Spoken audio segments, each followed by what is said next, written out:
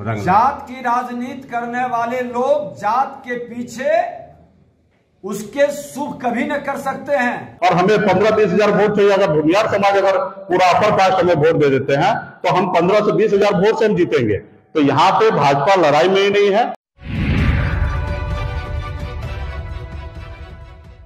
नमस्कार, इन खबर में आपका स्वागत है। बिहार में मोकामा और गोपालगंज विधानसभा सीट पे उपचुनाव संपन्न होने के बाद अब बारी है मुजफ्फरपुर की कुर्नी विधानसभा सीट की, जहां पे बहुत ही दिलचस्प मुकाबला हो रहा है और चर्चे में सबसे ज़्यादा हैं वो वीआईपी वाले मुकेश सहनी। उन्होंने माछ भात का नारा दिया और इसको लेकर के बीजेपी सबसे ज़्यादा गर्म है। उसका कहना है कि जातिवादी राजनीति करते हैं आप। ये बात अलग है कि वो भी वही राजनीति करती है, लेकिन कैसे बीजेपी के नेता हैं और विधानसभा में विपक्ष के नेता हैं विजय सिन्हा, वो जातिवादी राजनीति को लेकर के मुकेश सहनी पे भड़के, जरा वो सुनिए। से भाजपा जीतने जा रही है और अपराध भ्रष्टाचार के विरोध में वहां का जनादेश आने जा रहा है। सर, वीआईपी के मुकेश सहनी कहते कि बावन का चावल और सहनी का मछली इस बार रंग। जात की राजनीति करने वाले लोग जात के पीछे उसके सुख कभी न कर सकते हैं। आज महात्मा गांधी, पंडित दीनदयाल उपाध्याय, लोहिया जी और जयप्रकाश नारायण जी का जो सिद्धांत था कि जाति विहीन समाज बनाना है, भ्रष्टाचार मुक्त राष्ट्र बनाना है, आज ये जात की राजनीति करने वाले लोगों की दुकानदारी बंद हो जाएगी। आने वाले समय में जो जमात की बात करेगा, सबका साथ सबका विकास की बात करेगा और देश के प्रधानमंत्री नरेंद्र मोदी जी के वो महामंत्र को लेकर चलेगा, उसी की राजनीति चमकेगी।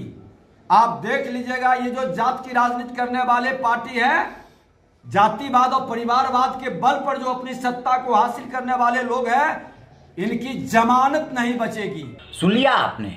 दरअसल मुकेश सहनी ने माछ भात का नारा दिया। माछ भात का नारा से जो है क्यों दिक्कत है बीजेपी को? माछ यानी मछली निषाद समाज से उन्होंने जोड़ा, भात यानी चावल या धान उन्होंने भूमिहार समाज से जोड़ा और भूमिहार समाज से नीलाभ कुमार को उन्होंने चुनाव मैदान में उतारा है। उनका समीकरण ये है कि भूमिहार का 25 से 30 हजार वोट और इतना ही वोट लगभग जो है, इससे थोड़ा ज़्यादा वोट निषाद समाज का, ये दोनों मिल जाते हैं तो उनके कैंडिडेट को जीतने से कोई नहीं रोक सकता। बस यही बात बीजेपी को बुरी लग गई। क्योंकि भूमिहार वोट पे तो वो अपना अधिकार जताती आई है और यहाँ पे मुकेश सहनी ने चल दिया है बहुत बड़ा दांव। इसी को लेकर के विजय सिन्हा इतने नाराज दिखे। अब क्या कहा था मुकेश सहनी ने, वो भी जरा सुन लीजिए। और हम उनसे गठबंधन किए, हम जनता से गठबंधन किए। आपके जैसे हम चिराग पासवान जी के पास घुटने पे टेक नहीं दिए, आपने हमारे पास भी घुटने पे टेकने के लिए आए थे, लेकिन हमने आपकी बात नहीं माना। आपने चिराग पासवान जी के पास घुटने पे टेका, हमने तो जनता के बीच में गए और जनता से गठबंधन किया। मुझे पूरा भरोसा है कि निषाद समाज को जितने बड़े संख्या में वहां वोट है, उसी तरीके से वहां पे अपर कास्ट का 65 हजार वोट है और अपर कास्ट भी अगर चाह लेगा कि हमारा अपना समाज का बेटा यहाँ से प्रतिनिधित्व करे तो निश्चित तौर पर वहां पर हम चुनाव जीत के आएंगे। और इसी पॉलिसी के साथ हम लोग वहां पे चुनाव लड़ रहे हैं। हम कोरम पूरा करने के लिए चुनाव नहीं लड़ रहे हैं, हम वहां पे चुनाव जीतने के लिए लड़ाई लड़ रहे हैं। और मैदान में आपने देखा कि बचाव में हमारे पास अपना आधार वोट 30 हजार है, यहाँ पे हमारा अपना आधार 30-35 हजार वोट है।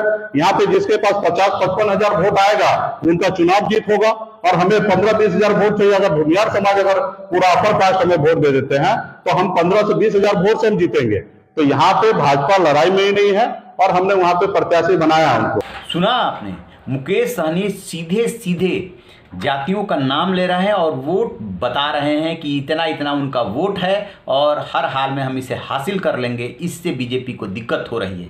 एक बात और बता दें कि अभी नीतीश सरकार ने जो वहाँ पे विपक्ष के नेता हैं, पूर्व मुख्यमंत्री हैं, उनको जो है मकान खाली करने, बंगला खाली करने का नोटिस भिजवाया है। उसको लेकर के जो बीजेपी के प्रदेश अध्यक्ष है संजय जायसवाल, वो भड़के कि आप हमें तो नोटिस भेज रहे हो, लेकिन मुकेश सहनी कब के मंत्री पद से हट गए हैं, उनका बंगला अभी तक आपने खाली क्यों नहीं कराया।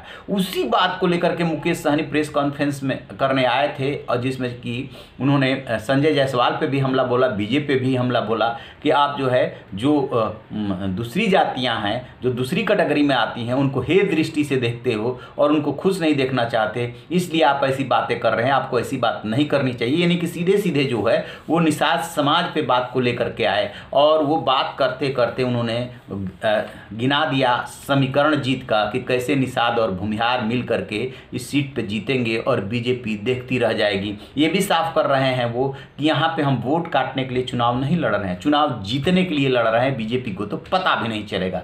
आपको बता दें कि महागठबंधन की तरफ से यहाँ पे चुनाव लड़ रहे हैं मनोज कुशवाहा, जो पूर्व मंत्री हैं, पूर्व विधायक है, जेडीयू के नेता हैं। आरजेडी के खाते की ये सीट थी, जिसमें कि अनिल सहनी के सदस्यता जाने के बाद ये सीट खाली हुई है, लेकिन आरजेडी ने बंटवारे में ये सीट दे दिया जेडीयू को कि क्योंकि पहले वो मोकामा और गोपालगंज दोनों सीट लड़ी थी। तो वहाँ पे जो मनोज कुशवाहा है वो भी मजबूती से चुनाव लड़ रहे हैं। बीजेपी ने भी जो चुनाव मैदान में उतारा है वो अपने कैंडिडेट केदार प्रसाद गुप्ता को उतारा है, और उधर जो है AIM जो गोपालगंज की लड़ाई हुई थी वैसे ही ठीक उसी तरह पे अपना कैंडिडेट मुर्तजा को उतार दिया है। तो इस तरीके से चतुष्कोणीय लड़ाई हो गई है।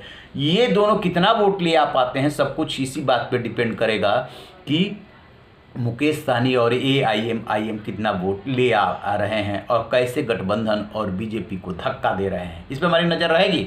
रहिए बेखबर, देखते रहिए इन खबर। Thank you. इन खबर चैनल को सब्सक्राइब करें।